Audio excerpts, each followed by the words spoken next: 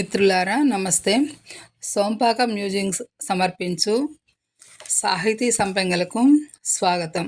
ఈరోజు మీరు వినబోయే చక్కని విజ్ఞానదాయకమైన కథా సంపంగి చెంబు జోస్యం. దీని గురించి మనం తప్పకుండా కొన్ని విషయాలు మాట్లాడుకోవాలి. డాక్టర్ అబ్రహాం తిమోతి కోవూరు గురించి నేటి తరానికి అంతగా పరిచయం ఉండకపోవచ్చు, కానీ 40 ఏళ్ల క్రితమే భారతదేశం అంతటా తిరిగి మేధావులకే పరిమితమై ఉన్న హేతువాదాన్ని సామాన్య ప్రజానీకం చెంతకు చేర్చడానికి ఆయన అందించిన ప్రేరణ నేటికి అనితర సాధ్యంగా మిగిలింది. మూఢనమ్మకాల గుట్టును రట్టు చేయటానికి చేసిన పరిశోధనల కథా సంపుటే సత్యశోధన. ఈ సత్యశోధన అనే పుస్తకం ఇప్పటికే 2 ముద్రణలను పూర్తి చేసుకుని పాఠకాదరణ పొంది 3వ ముద్రణగా ఇది మళ్ళీ ప్రజాబాహుళ్యంలోకి వచ్చింది. ఇప్పుడు ఈరోజు మీరు వినబోయే ఈ చెంబు జోస్యం అనే కథ ఈ సత్యశోధన కథల సంపుటి నుండి గ్రహించబడింది. ఈ కథనాన్ని మనకు అందించిన వారు బి సాంబశివరావు గారు. మీకు చదివి వినిపిస్తున్నది శ్రీమతి సోంపాక సీత. ఇంకా ఈ విజ్ఞానదాయకమైన కథలోకి ప్రవేశిద్దాం మిత్రులారా.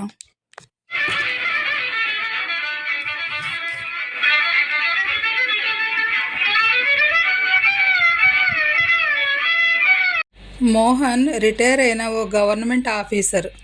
అసిస్టెంట్ కమిషనర్గా పనిచేస్తూ 1962లో తన 60వ ఏట పదవీ విరమణ పొందాడు. కీర్తి సంపదలకు కొదవలేదు. సాంఘికంగా రాజకీయంగా తగిన పలుకుబడి కూడా ఉంది. ఎన్ని ఉన్నా ప్రతివారికి ఏదో ఒక సమస్య ఉండనే ఉంటుంది. అట్లాగే మోహన్కి ఓ సమస్య వచ్చి పడింది.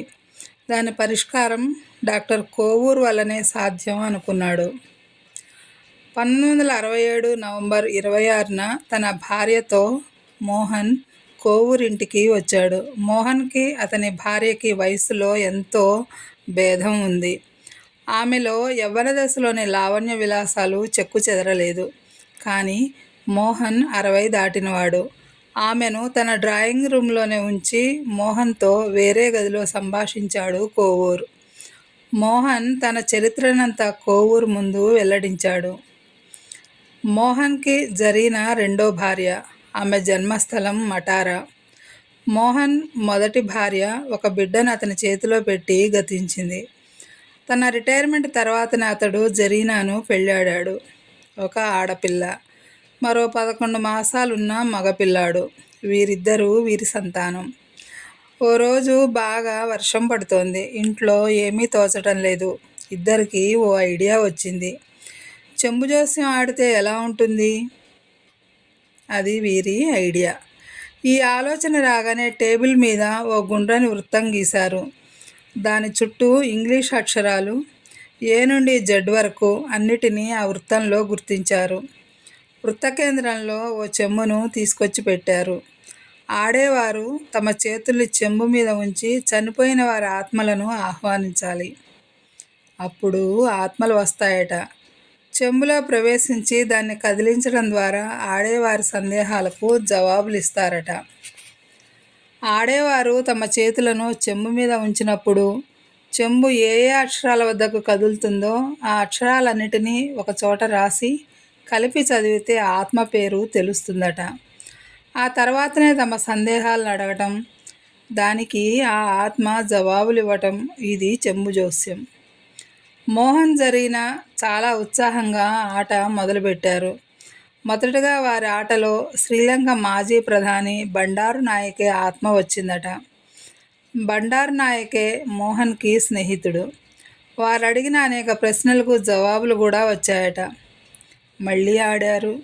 ఈసారి తమకు పరిచయం లేని థామస్ సెల్వా అనే ఆత్మ వచ్చిందట. మూడోసారి అడిగినప్పుడు మేడం బూన్వాట్ అనే స్త్రీ ఆత్మ వచ్చి తన కథంతా చెప్పిందట. తన భర్త వల్లే తాను మరణించినట్లు చెప్పుకొని బాధపడిందట. ఇలా మధ్యాహ్నం వరకు చెంబు జోస్యం ఆడుకున్నారు మోహన్ జరీనాలు. ఆ తర్వాత భోజన విరామం. జరీనాకు చెంబు జోస్యం మీద ఆసక్తి ఎక్కువగా ఉంది. మళ్ళీ మొదలుపెట్టారు. తమకు తెలియని ఆత్మలు విష్ణు దేవియోలు వచ్చి మాట్లాడాయట. మూడోసారి వచ్చిన ఆత్మ సెయింట్ జుడే. సెయింట్ జుడే ఓ క్రిస్టియన్ చర్చిలో పూజారిగా పనిచేసి చనిపోయినవాడు. అతని గురించి జరీనా మోహన్లకు తెలుసు. సెయింట్ జుడే ఆత్మ మోహన్ను ఉద్దేశించి తన పేర ఓ బంగారపు ఉంగరం జరీనాకిమ్మని ఆదేశించిందట. అంతేగాక సెయింట్ యాన్స్ చర్చి దగ్గర తన విగ్రహం ఉందని, ఆ విగ్రహం దగ్గరకు వస్తే జరీనా కోసం తను ఒక బంగారపు ఉంగరం అక్కడ ఉంచుతానని కూడా చెప్పిందట. రెండో రోజు మోహన్ తన భార్యతో కలిసి చర్చికి వెళ్ళారు. జుడే విగ్రహం వద్ద ఆత్మ కోరిన విధంగా కొవ్వొత్తులు వెలిగించి చాలాసేపు ప్రార్థించింది. అయినా ఫలితం శూన్యం. ఉంగరం లభించలేదు. నిరాశ, కోపం ఆమెలో అతిశయించాయి. ఉంగరం లేనిదే ఇంటికి వెళ్ళనని మొండికేసింది. ఆమె తమ్ముడు, డ్రైవరు ఆమెను బలవంతంగా పట్టుకుని కారులో కూర్చోబెట్టి ఇంటికి తీసుకువచ్చారు. ఇంటికి వచ్చాక జరీనా పిచ్చిదానిలాగా తయారైంది. ఎప్పుడూ జుడే గురించే మాట్లాడుతోంది. మోహను ఈ విషయాన్ని సీరియస్గా తీసుకోలేదు. 3 నెలలు గడిచిపోయాయి. ఆమె పరిస్థితి మరో రకంగా మారింది. జరీనా ఎప్పుడూ ఏడుస్తూ ఉంటుంది. తాను 9 నెలల గర్భవతినని, త్వరలో బిడ్డ జన్మించబోతోందని కూడా చెబుతోంది. కానీ చూసేవారికి ఆమెకు గర్భం వచ్చిన సూచనలేవీ కనిపించవు. మోహన్కి జరీనా పరిస్థితి ఆందోళన కలిగించింది. ఆమెను అనేక చోట్లకు తిప్పాడు. ఎందరో వ్యక్తుల్ని సంప్రదించాడు. అనేక చర్చిలల్లో పూజలు చేశాడు. అయినా జరీనా పరిస్థితిలో ఎటువంటి మార్పు లేదు. మోహన్ ఓ మంత్రగాడిని కలిశాడు. అతడు జరీనాకి దిష్టి తగిలిందన్నాడు. ఓ ఆడదయ్య ఆమెను పీడిస్తోందన్నాడు. దాన్ని వదిలిస్తామని మోహనుని ఒప్పించి పూజలు నిర్వహించాడు. అయినా జరీనా స్థితిలో ఎటువంటి మార్పు లేదు. కొన్నాళ్లకి మరో మంత్రగాడిని ఆశ్రయించాడు మోహన్. అతడు పరిశీలించి మోహన్ మొదటి భార్య ఆత్మ పూనిందని, మంత్రించిన నూనె గల తాయెత్తును తయారు చేసి ఒక దారంతో దాన్ని జరీనా చేతికి కట్టాడు. అయినా జరీనా మామూలు స్థితికి రాలేదు. ఈసారి మోహన్ ఓ అంజనకత్తెని ఆశ్రయించాడు. ఆమె ముందుగా మోహన్ని నమ్మించాలని వారి బంగ్లా ఎలా ఉంటుందో వర్ణించింది. కుడి ఎడంగా ఆమె చెప్పినవన్నీ మోహన్కి యథార్థం అనిపించసాగాయి. జరీనా విషయమై ఆమె అంజనం వేసింది. వాళ్ళ శత్రువు ఆమెకు ఓ రకమైన విషం పెట్టాడని చెప్పింది. ఆ విషాన్ని కక్కించకపోతే తీవ్ర ప్రమాదం అని కూడా హెచ్చరించింది. తన ఫీజు రేటుని చెప్పింది. రేటు కుదిరాక ఓ ద్రవాన్ని తాగించింది. జరీనాకి వాంతులయ్యాయి. కానీ ఆమె స్థితి మారలేదు. మోహన్ మరో ప్రయత్నం చేశాడు. జరీనాను మరో చర్చి పూజారికి చూపించాడు. పూజారి అది సైతాన్ పని అన్నాడు. మంత్రించిన నీటిని ఆమె మీద చల్లాడు. ఆమె నుదుటి మీద సిలువను తాకించాడు. స్వస్థత ప్రార్థన చేశాడు. అయినా ప్రయోజనం లేకపోయింది. మోహన్కి విసుగొచ్చింది. ఇంటికొచ్చాక మరలా చెంబు జోస్యం మీదకి మనసు పోయింది. మళ్ళీ ఆడటం మొదలుపెట్టాడు. కటరిగామ అనే ఊరికి చెందిన దేవత వచ్చిందట. జరీనా సమస్య పరిష్కారం కావాలంటే తన గుడికి చేర్చమన్నదట. మోహను అలాగే తీసుకువెళ్ళాడు. జరీనా అక్కడ ఏడ్పులు పెడబొబ్బలు మాని నిశ్చింతగా ధ్యానముద్ర పూనింది. దాంతో జరీనాను పీడించే దుష్టశక్తి నశించిందని మోహన్కి నమ్మకం ఏర్పడింది. జరీనాతో ఇంటికి వచ్చాడు. అతని సంతోషానికి అవధులు లేకుండా ఉంది. అయితే ఆ సంతోషం ఆ రోజు వరకే నిలిచింది. మర్నాటి నుండి మళ్ళీ జరీనా ఎప్పటిలాగా ఏడవటం, గర్భవతినని బాధపడటం, తన పిల్లల్ని సైతం తిట్టడం, కొట్టడం మొదలైంది. మోహన్లో ఓర్పు నశిస్తోంది. డబ్బు ఖర్చవుతున్నా శ్రమే మిగులుతోంది. చివరిసారిగా ఎవరో చెప్పారని కొందరు మాంత్రికుల్ని పిలిపించాడు. ఆ బృందం ఆ రాత్రంతా తమ తమ పద్ధతుల్లో పూజలు చేశారు. ఒకానొక దశలో నాట్యం కూడా చేయసాగారు. జరీనా కూడా వారితో కాలు కలిపింది. ఆ నాట్యంలోనే ఓ మాంత్రికుడు జరీనాను సమీపించి, ఎవరు నువ్వు అన్నాడు. మోహన్ మొదటి భార్యగా చెప్పింది. వెళ్తావా లేదా అని గట్టిగా బెదిరించాడు. వెళతానంది. ఎదురుగా బలివ్వడానికి తెచ్చి ఉంచిన కోడిపుంజులోకి ప్రవేశిస్తానని చెప్పింది. కొద్దిసేపట్లోనే జరీనా నేలపై పడింది. కోడిపుంజు కూడా మంత్రగాడి కత్తికి తన ప్రాణాలర్పించి నేలపై పడింది. 1 గంట తర్వాత జరీనా లేచింది. మాంత్రికులు సుష్టుగా భోంచేసి తమ తమ కానుకలతో వెళ్ళిపోయారు. కానీ మర్నాటి నుండి జరీనా యథాప్రకారంగానే గొడవ పెట్టసాగింది. మోహన్ స్థితికి జాలిపడిన ఓ మిత్రుడు కోవూరు గూర్చి చెప్పి పంపాడు. మోహన్తో ఇంటర్వ్యూ పూర్తయ్యాక కోవూరు జరీనాను లోనికి రమ్మన్నాడు. జరీనాను తన వెంట తీసుకొచ్చి వాలు కుర్చీలో కూర్చుండబెట్టింది అక్క. జరీనా లోనికి వస్తూనే తనలో తాను గొణుక్కుండటం గమనించాడు కోవూరు. కోవూరు పరిశీలనగా జరీనా వైపు చూశాడు.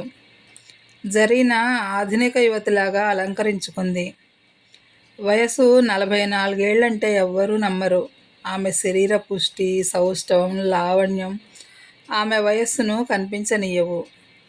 అలంకరణ పట్ల ఆమెకున్న శ్రద్ధను బట్టి ప్రదర్శనాశక్తి కూడా ఉన్నట్లు తెలుస్తోంది. కోవూర్ జరీనాను హిప్నటైజ్ చేశారు. ఆమె నిద్రలోకి వెళ్ళాక అనేక ప్రశ్నలు వేశారు. ఆమె జవాబులన్నీ శ్రద్ధగా విన్నారు. మాది మటారా గ్రామం. నేను అక్కడే కాన్వెంట్లో చదివాను. నేను క్రైస్తవ మతస్థురాల్ని కాకపోయినా తోటి స్నేహితురాళ్ళందరి కోసం ప్రార్థనలకి, సువార్త కూటాలకు వెళ్ళేదాన్ని. నేను నా భర్త ఇప్పటికీ బౌద్ధులమే. నా భర్తకు నేను 2వ భార్యను. కానీ నాకు మోహనే మొదటి భర్త. మేమిద్దరం ఒకరంటే ఒకరం చాలా ఇష్టపడతాం. 2వ సంతానం కలిగాక ఇక పిల్లలు వద్దన్నాడు నా భర్త. పెద్ద వయసులో ఉన్న తన భర్తకు ఏదైనా జరిగితే పిల్లల్ని పెంచడం కష్టం అనుకుని 3వ సంతానం వద్దని ఇద్దరికీ తోచింది. రాత్రివేళ నా భర్త నేను ఒకే గదిలో పడుకోము. నా భర్త పూజా మందిరంలో పడుకుంటాడు. జరీనా ఈ విషయాలన్నీ చెప్పి మౌనం వహించింది. జుడే గురించి అడిగాడు కోవూరు. మళ్ళీ చెప్పసాగింది. చెంబు జోస్యం ఆడేటప్పుడు జుడే నాకెన్నో విషయాలు చెప్పేవాడు. ఏది తన భర్తకు చెప్పొద్దనేవాడు. తాను నన్ను ప్రేమిస్తున్నట్ట. గత జన్మలో నేను అతని భార్యనట. అప్పుడు నా పేరు రోజ్ అని, అతని పేరు రోలీది రెమూస్ అని చెప్పాడు. వచ్చే జన్మలో అతడే మళ్ళీ తన భర్త అవుతాడట. చెంబు జోస్యం అయ్యాక జుడే ప్రతి రాత్రి నాతో నిద్రించేవాడు. నా భర్త ఇంట్లో లేనప్పుడు జుడే వంటింట్లో కూడా వచ్చి నా చీరను పట్టి లాగేవాడు. అక్కడ నన్ను కౌగిలించుకుని ముద్దాడేవాడు. ఒక్కోసారి నా బట్టలు ఊడదీసి నా ఒంటి మీద సిలువ గుర్తులు వేసేవాడు. అలాగే నాకేమీ బాధ కలగకుండానే ఒక్కోసారి తన పళ్ళతో కొరికేవాడు కూడా. ఇలా చెబుతూనే జరీనా తన జాకెట్ను ఊడదీసింది. కోవూరు దంపతులు ఆశ్చర్యంతో ఒకరినొకరు చూసుకున్నారు. జరీనా తన రొమ్ముల మీద రక్కుల్ని చూపించింది.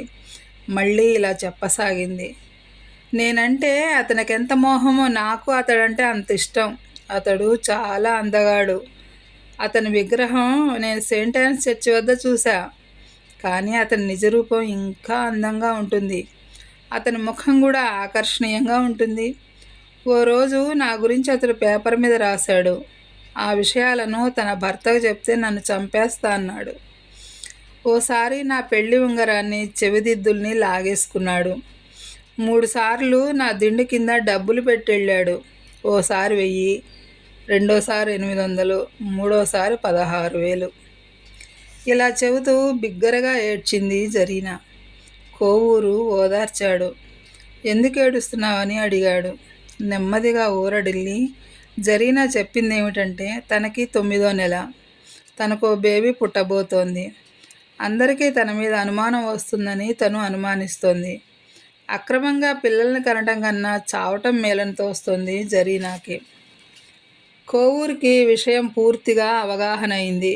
ఇక జరీనాను అడగాల్సిందేమీ లేదు.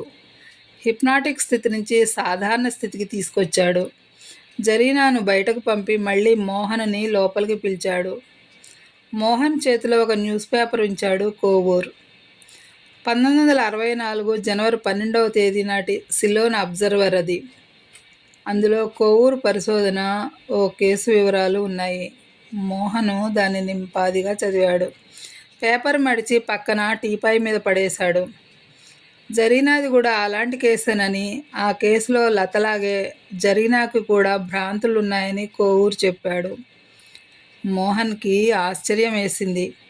వివరంగా చెప్పమని కోరిన మీదట కోవూరు ఇలా అన్నాడు. మిస్టర్ మోహన్, మీ ఇద్దరి మనసుల్లోనూ మూర్ఖమైన మూఢమైన ఆలోచనలున్నాయి. ఎంతో చదువుకున్న మీరే ఆత్మలు దయ్యాల పట్ల నమ్మకం కలిగి ఉండటం నిజంగా విచారకరం. అవి ఉన్నాయనుకోవటం, మీ ప్రశ్నలకు జవాబులు ఇస్తాయని భావించడం నిజం కాదు. చెంబు జోస్యం శుద్ధ అబద్ధం. ఆ చెంబు జోస్యమే జరీనాను ఈ స్థితికి తీసుకొస్తూ ఇలాంటి దుస్థితిలోకి నెట్టివేసింది. జరీనాకి చిన్నప్పటి నుంచి అందరిలాగే దయ్యాలు, మంత్రాలు, ఆత్మలు, దేవుళ్ళు, పూజలు, ప్రార్థనలు, చేతబడులు ఇలాంటి వాటి పట్ల నమ్మకం కుదిరింది. చెంబు జోస్యం అనేది మీరు సృష్టించుకున్న ఒక అందమైన వంచన. టేబుల్ మీద వృత్తాకారంగా గీసి మధ్యలో చెంబు ఉంచి దానిపై చేతులుంచితే అది తనకు తాను ఎలా కదులుతుంది? ఏ యాంత్రిక శక్తి వల్ల కదులుతుంది? చెంబు కదలటానికి కారణం జరీనా చేతి కండరాలలో ఉన్న సైకోమోటార్ కదలిక. ఆమె రాత్రుళ్ళు ఒంటరిగా మీకు తెలవకుండా అనేక సార్లు ఈ ఆట ఆడింది. అలా జరపడం ఆమెకు ఓ అలవాటయింది. ఆ ఆటలో ఆత్మలు రావటం, మీ ప్రశ్నలకు జవాబులు ఇవ్వటం మీరు పొందిన భ్రమలకు నిదర్శనం. జరీనా చెంబును జరుపుతూ జవాబులు చెప్పేది. ఇలా చేసేటప్పుడు ఆమెకు ఇహలోక స్పృహ ఉండదు. ఇలాంటివి నిత్యము చేస్తుండటం వల్ల ఆమె మనస్సు మరీ బలహీనపడిపోయింది. జుడేకి తనతో సెక్స్ సంబంధం ఉందని చెప్తోంది. అదంతా అబద్ధం. ఆమె భ్రమ. ఆమెలో అంతర్గతంగా చెలరేగే కామవాంఛలు ఈ భ్రమలకి కారణాలు. ఈ వయసులో ఉన్న ప్రతి స్త్రీకి ఈ కోరికలుంటాయి. వీటిని బయట పెట్టుకోలేక ఆమె లోపల వీటిని అణిచిపెట్టింది. చెంబు జోస్యం ఆమె అంతశ్చేతనలో ఉన్న కోరికల వెల్లడికి అవకాశం కల్పించింది. తనకేర్పడిన భ్రమలన్నీ నిజమేనని జరీనా ఉద్దేశం. జుడేతో జరిపిన ప్రేమకలాపం, గర్భం వచ్చిందనుకోవటం, దిండి కింద డబ్బు పెట్టడం, ఉంగరాన్ని ఇస్తాననటం, వచ్చే జన్మలో పెళ్లాడతానంటం ఇవన్నీ ఆమె కల్పించుకున్న భ్రమలు. పెళ్లినాటి ఉంగరం దుద్దులను జుడే లాగేసుకోవటం తనను జుడే కొరికాడని, రక్కాడని ఆమె అంటోంది. ఆమె గుర్తులను కూడా చూపించింది. కానీ అవన్నీ ఆమె చేసుకున్నవే. విద్యావేత్తలైన మీరు ఇలాంటప్పుడు మానసిక వైద్యులను కలవకుండా మాంత్రికుల్ని ఆశ్రయించడం విచారకరం. కోవూరు చెప్పేది వింటుంటే మోహన్ ముఖంలో తెలియని వేదన నిండిపోయింది. చెంబు జోస్యం, ఆత్మలు, జుడే ఇలాంటివి జీవితాన్ని ఎంత అధోగతి పాలు చేశాయి. జరీనాకు ఎంత దారుణ స్థితిని కల్పించాయి. తనను తానే అసహ్యించుకున్నాడు. అందులో తన పాత్ర కూడా ఉంది కదా. కోవూరు అన్నట్లు అతీత శక్తులు ఉన్నాయని నమ్మటం, వాటి పట్ల భయాన్ని కలిగి ఉండటం వల్ల ఇవన్నీ జరుగుతున్నాయి. తన చదువుని, హోదాని, తెలివిని అల్పులైన భూత వైద్యుల ముందు, అజ్ఞానులైన అంజనగత్తెల ముందు సాష్టాంగపరిచినప్పుడు తానెంత చదువుకున్నవాడైతే ఏం లాభం? మోహన్లోని మౌన రోదనను విన్నాడు కోవూరు. మిస్టర్ మోహన్, జరీనాకు ఏర్పడ్డ భ్రమలన్నీ ఆత్మల వల్ల, దయ్యాల వల్ల ఏర్పడ్డవి కావని ఇప్పటికే మీకు అర్థమై ఉంటుంది. మీరేమీ బాధపడకండి. మీరు సహకరిస్తే ఈరోజే మీ జరీనాను మామూలు మనిషిగా చేస్తాను. అయితే మీరు కొన్ని విషయాలు తెలుసుకోవాలి. చెప్పండి కోవూర్. నా జరీనా మామూలు మనిషి కావాలి. అందుకు నేనేం చేయాలో చెప్పండి. మోహన్ ఆశగా, ఆత్రంగా అడిగాడు. మీరు మొదటగా చేయాల్సింది మీ దైవధ్యానాన్ని ఆపటం. మీరు ఎక్కువ సమయాన్ని అలా గడపటం వల్ల మీ భార్యకు కలిగే అసంతృప్తికి మీరు ఊహించలేదు. జరీనాతో మీరు భర్తగా బాధ్యతగా మెలగటం చాలా అవసరం. మీ భార్య వయసులో ఉంది. ఆమెలోని సహజ కోరికలను పట్టించుకోకుండా వాటిని విస్మరించి భావాతీత ధ్యానమనో దైవధ్యానమనో చెప్పి ఆమెకు దూరంగా గడపటంలో ఎలాంటి అర్థమూ లేదు. అలాంటప్పుడు మీరు మీ వయసుకు తగిన స్త్రీనే భార్యగా పొందుంటే ఈ సమస్యలే ఉండేవి కావు. మోహను విచారంతో తలదించుకున్నాడు. తాను చేసింది ఎంత తెలివి తక్కువ పనో ఇప్పుడు తెలుసుకున్నాడు. ఈ వయసులో పిల్లలొద్దని నిజంగా మీరనుకుంటే కుటుంబ నియంత్రణ పద్ధతులుండనే ఉన్నాయి. పిల్లలు కలగకూడదనే కనకూడదనే ఆంక్షపెట్టి మీ భార్యను అలా దూరంగా ఉంచడం మీరు చేసిన మహా అపరాధం. అలా చేయటం వల్ల ఒకవేళ ఆమె తన కోరికలు తీర్చుకోవడానికి అడ్డదారి తొక్కితే అది ఆమె తప్పు కాదు. జరీనాలో కలిగిన భ్రమలన్నిటికీ ఈ కోరికలే కారణం. తీరని కోరికలను తీర్చుకుంటున్నట్లు ఆమె భ్రమలలో బతుకుతోంది. జుడే ఆమెకు స్వప్నసుందరుడు. మోహన్ లేచి కోవూరు చేతులు పట్టుకున్నాడు. కోవూరు గారు, నా తప్పును తెలుసుకున్నాను. మీరు చెప్పింది అక్షరాలా నిజం. ఇక నుండి మీ సూచనలు పాటిస్తాను. దైవధ్యానం వదిలేస్తాను. నా భార్యతోనే శేష జీవితం గడుపుతాను. ఈ భ్రమల నుండి నా జరీనాను రక్షించండి ప్లీజ్. మోహన్లో కలిగిన జ్ఞానోదయానికి కోవూరు సంతోషపడ్డాడు. అలాగే తప్పకుండా చేయాల్సింది చేస్తాను. మీరు వెళ్ళి బయటనే కూర్చోండి. జరీనాను లోనికి పంపండి. మోహన్ బయటకు నడిచాడు. కోవూరు తన భార్య వైపు నవ్వుతూ సాభిప్రాయంగా చూశాడు. జరీనా లోనికొచ్చింది. అక్క చూపించిన కుర్చీలో కూర్చుంది. కోవూరు తిరిగి జరీనాను హిప్నటైజ్ చేశాడు. ఇప్పుడు జరీనా పూర్తిగా ట్రాన్స్లో ఉంది. జరీనా, అదిగో నీ ప్రియుడైన జుడే నీ కోసం గబగబా వచ్చేస్తున్నాడు. ఇంకా దగ్గరగా వచ్చేశాడు. నిన్ను తన చేతుల్లోకి తీసుకుంటున్నాడు. చివరిసారిగా నిన్ను ముద్దాడుతున్నాడు. ఇలా అంటూనే కోవూరు జరీనాకు కలుగుతున్న పరవశత్వాన్ని గమనిస్తున్నాడు. అప్పుడు ఆమె పొందిన ఆనందానికి హద్దు లేదు. ఆమె కళ్ళు మూతపడి ఉన్న ఆనందంతో కదులుతున్నాయి. పెదాలు సన్నగా వణుకుతున్నాయి. ఒళ్ళంతా పులకరిస్తోంది. చేతివేళ్లు కుర్చీని గట్టిగా పట్టుకున్నాయి. కాళ్లలో కూడా కామం కదలికలు పుట్టించింది. అప్పటి జరీనా స్థితిని వీడియో కెమెరాలు మాత్రమే వర్ణించగలవు. కోవూరు సజెషన్స్ ఇస్తూనే ఉన్నాడు. జుడే చివరిగా నిన్ను కౌగిలించుకుంటున్నాడు. అతడు మరెన్నటికీ నీ వద్దకు రాడు. తాను రాలేదని నీతో చాలా ప్రేమగా చెప్తున్నాడు. తనను మర్చిపోమ్మని నిన్ను కోరుతున్నాడు.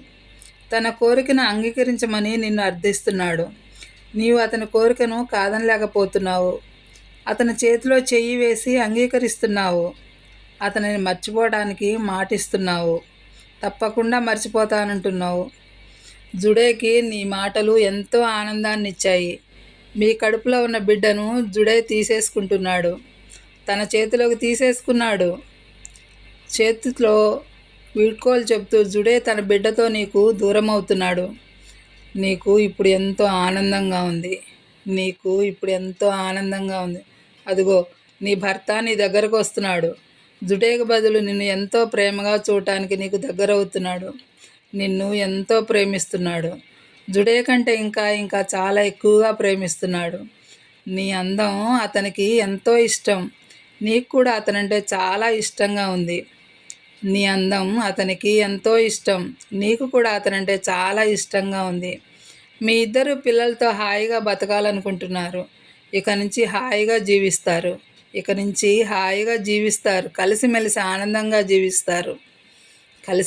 ఆనందంగా జీవిస్తారు. కోవూరు క్రమంగా సూచనలిచ్చి జరీనాని మేల్కొల్పాడు. జరీనా ముఖంలో ఇప్పుడు ఏ ఆందోళన లేదు. ప్రశాంతంగా నవ్వుతూ వచ్చి భర్త పక్కనే కూర్చుంది. కోవూరు సూచనలు విన్నాక మోహన్ జరీనాతో ఇంటికి వెళ్ళాడు. నెల రోజులు గడిచాక దంపతులిద్దరూ కోవూరు ఇంటికి వచ్చారు.